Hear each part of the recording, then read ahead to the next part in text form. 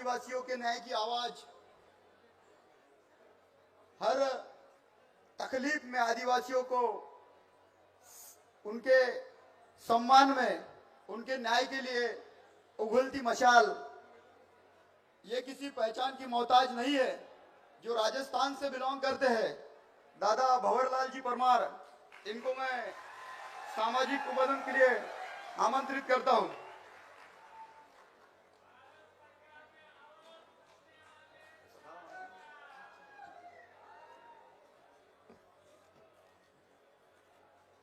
जय जोहार का नारा है,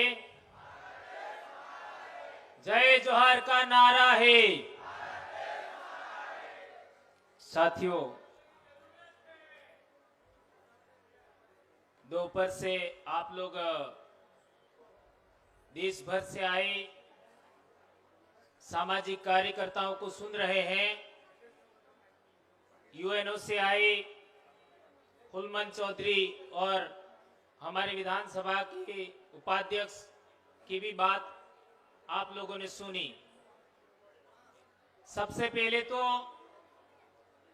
देश भर के आदिवासियों को नागपुर में आमंत्रित करने के लिए सभी प्रभावशाली सामाजिक कार्यकर्ताओं को आमंत्रित करने के लिए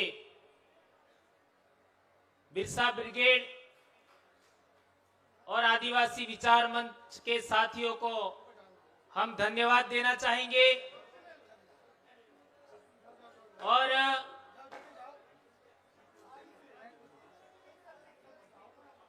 थोड़ा मंच वाले ठीक रहोगे तो मैं बोलूं।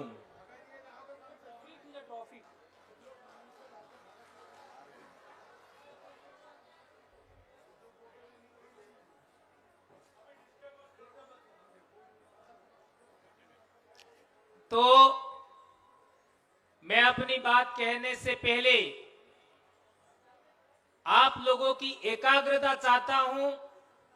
यदि एकाग्रचित हो करके आप लोग बात को समझते हैं, सीखते हैं, तो बोलना अच्छा होगा। दोस्तों, बहुत बड़ी मेहनत करने के बाद ये पंडाल सजा है और देश भर के लोग यहां पर आए हैं। हमारे दक्षिणी राजस्थान से भी करीब 100 लोग यहां पर आए हैं। 100 लोग 1.5 दिन की यात्रा करके यहां पर आए हैं और यहां पर आप लोगों की बातें सुनी।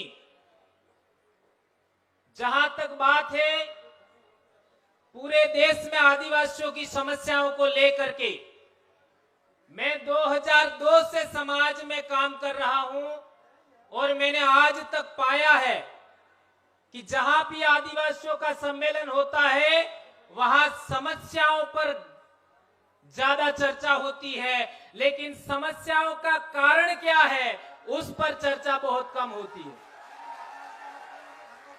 हमारी ये समस्या है, हमारी वो समस्या है, हमारा ऐसा होना चाहिए, ये सभी लोग बोलते हैं, लेकिन ये समस्या का कारण क्या है उस कारण को भी हमें आइडेंटिफाइड करना होगा। अभी हमारे उत्तर प्रदेश के एक भाई ने बोला था कि क्या इस देश में आदिवासी आजाद है? तो मैं कहना चाहता हूं कि 1950 तक तो हम लोग आजाद थे, लेकिन आज आजाद है कि नहीं है यह सोचने का विषय है। ऐसा मैं इसलिए कह रहा हूं कि आज देश के अंदर सच बोलना कठिन हो गया है, सही बात कहना कठिन हो गया है, न्यायप्रिय बात करना कठिन हो गया है। देश में जो भी व्यक्ति सच बोलने की हिम्मत करता है उस आदमी को दबाने की कोशिश होती है। ये बात हो रही है आज देश भर में। यदि आज की तारीख में आदिवासियों को बचाना चाहते हो तो सबसे पहले हम आदिवासियों को एक जगह इकट्ठा होने के लिए हम लोगों को कोशिश करनी चाहिए। और यह काम एक दिन के कार्यक्रम में संभव नहीं है। मैं चाहता हूं कि देश के किसी भी कोने में वह सेमिनार हो, लेकिन कम से कम 2 से 3 दिन का कार्यक्रम होना चाहिए, जिसमें हम योजना बनाएं कि पूरे देश के आदिवासी, पूरे देश के संगठन और पूरे देश के पॉलिटिकल लोग हैं और पूरे देश के विभिन्न धर्मों में बटे हुए आदिवासी हैं, उनको हम कैसे जोड़ें। संगठन बनाना आसान है, संगठन चलाना मुश्किल है। कोई भी संगठन देश में आदिवासियों का 4 साल से ज्यादा प्रभावशाली नहीं रहता। उससे पहले उस संगठन को खत्म करने की योजना चलती है और लोग फिर निराश होकर के दूसरा संगठन खड़ा कर देते हैं। ऐसा हमें नहीं करना है। जो भी संगठनकर्ताओं ने अभी तक काम किया समाज के लिए, 5 से 10 साल दिया, उन संगठनकर्ताओं का अनुभव को हमें आगे बढ़ाना चाहिए। जहां तक सतीश जी पेंदाम का सवाल है, इसी नागपुर की धरती पर हम लोग पहली बार एक सम्मेलन के अंदर 2013 में मिले थे। इसी तरीके से हम लोग पूरे देश भर के अंदर विभिन्न सामाजिक संगठन और विभिन्न आपके जो मूवमेंट है, उनके अंदर हम लोग सभी सामाजिक कार्यकर्ताओं को सुना और सुनने के बाद अंततः हमने फैसला लिया कि हम लोगों को सामाजिक विचारधारा को इस तरीके से पेश करना चाहिए, इस तरीके से विकसित करना चाहिए कि विभिन्न पार्टियों में बटे हुए लोग हैं वो भी हमारी तरफ आकर्षित होना चाहिए, विभिन्न धर्मों में बटे आदिवासी हैं वे भी हमारी तरफ आकर्षित होना चाहिए, विभिन्न संगठनों में बटे हुए आदिवासी हैं वे भी हमारी तरफ आकर्षित होना चाहिए, और विभिन्न रीजनल में बसे हुए आदिवासी हैं वो भी हमारी तरह आकर्षित होना चाहिए, केंद्रित होना चाहिए। ये चीज हम लोग करने में कामयाब हुए। इसकी वजह से आज दक्षिणी राजस्थान में एक ऐसी वैचारिक क्रांति, एक ऐसा सांस्कृतिक शुद्धिकरण का प्रयास चल रहा है, जिसकी वजह से पूरे देश में आज की तारीख में एक क्रांति सी खड़ी हो रही है, और वो क्रांति आपके साथ है, ऐसा मैं कहना चाहता हूं। दोस्तों, पूरे देश के अंदर भील आदिवासी सबसे बड़ा आदिवासी समुदाय है और उसका मैं एक सदस्य हूं, वंशानुगत सदस्य हूं। जैसा कि यूएनओ में कहा गया कि भीली बोली संस्कृत भाषा से बनी है, इंडो आर्यन लैंग्वेज है, यह बात 100% ही नहीं 101% गलत है, 101% गलत है। कैसे? भीली बोली के अंदर मां को आई कहते हैं, संस्कृत भाषा के अंदर मां को क्या बोलते हैं? मात्र। हिंदी में क्या बोलते हैं? माता। भीली बोली में मां को क्या बोलते हैं? आई। कहां मैच कर रहा है?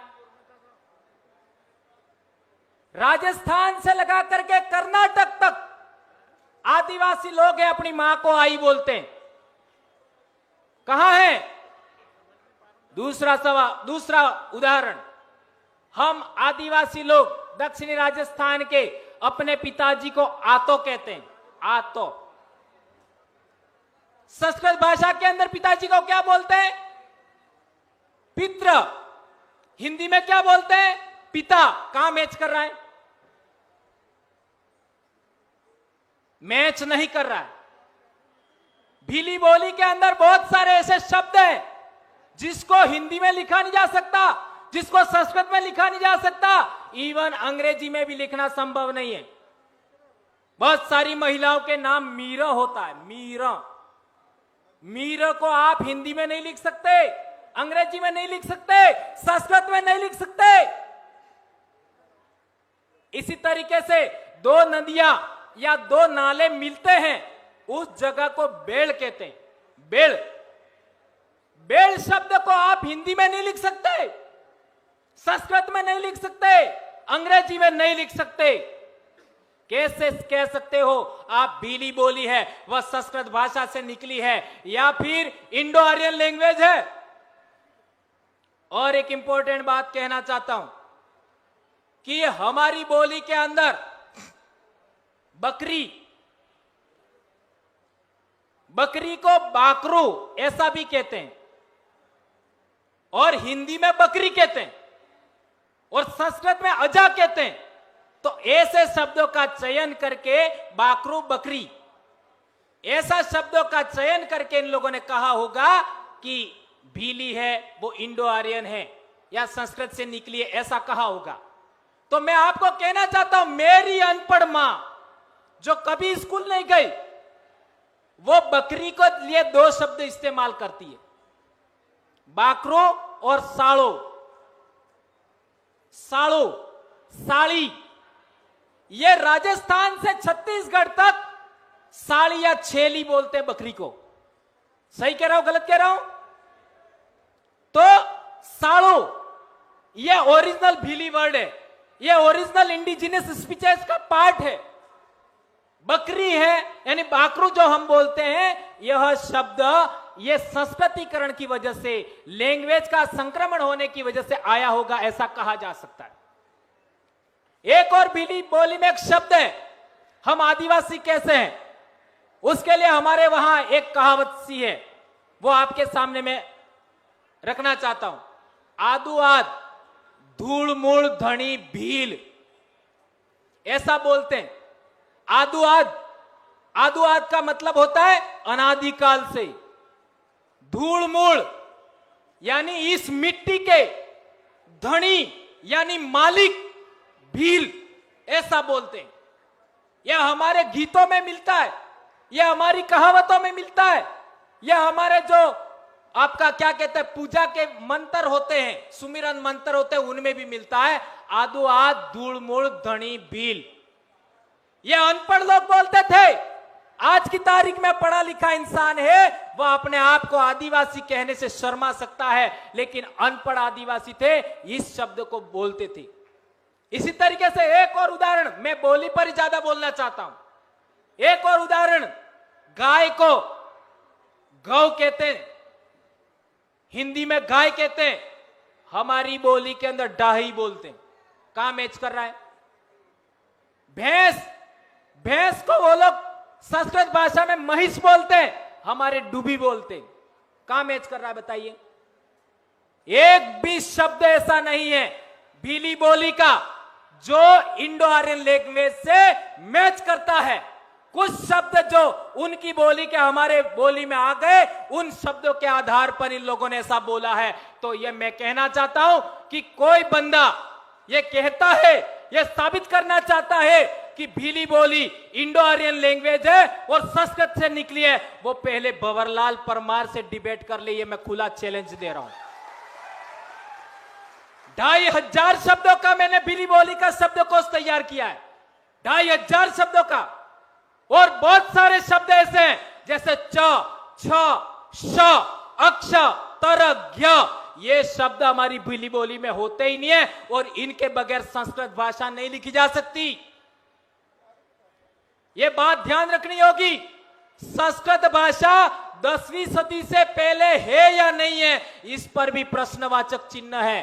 भारत देश के अंदर शिलालेखों में, भारत देश के अंदर साहित्यों में प्राचीनतम उल्लेख मिला है, वो पाली प्राकृत भाषा का मिला है। और प्राकृत भाषा से ही मराठी बनी है, प्राकृत भाषा से ही गुजराती बनी है। यह बात हमको ध्यान में रखना होगा दोस्तों। एक बात और, जो लोग भीली बोली के शब्द बोल नहीं सकते, जो लोग भीली बोली के शब्द बोल नहीं सकते, जो भीली बोली के शब्दों का अर्थ नहीं जानते, जो लोग भीली बोली को समझ नहीं सकते, वो कैसे कह सकते हैं कि भीली इंडो आर्यन है या आदिवासी स्पीचेज है, वह इंडो आर्यन स्पीचेज से निकली है।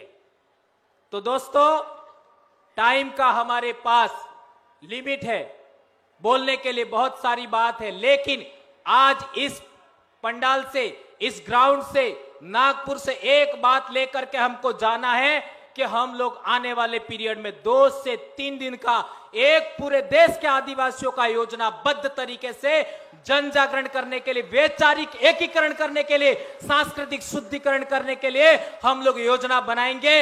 ऐसा मैं आह्वान करता हूं और सतीश जी से कहना चाहता हूं, इस तरीके का रोड मैप और सभी कार्यकर्ताओं को रोड मैप बना करके सबको पुनः इसी नागपुर की धरती पर आह्वान करना चाहिए। हम लोग पिछले 13 सितंबर को 100 से 150 लोग छत्तीसगढ़ रायपुर गए थे। यदि ये अनाउंस पहले हो जाता तो ये जितनी संख्या दिख रही है इतनी तो अकेले राजस्थान से होती, अकेले राजस्थान से। इतनी सी बात मैं कहना चाहता हूं। धन्यवाद। जय जोहार। एक नारा हो जाए, जय जोहर का नारा है। दो हाथ ऊंचा करके, मेरी आवाज बहुत भारी है। जय जोहर का नारा है, जय जोहर का नारा है। आदि अबू आदि सुमरे अबू आराज। धन्यवाद। जोहार।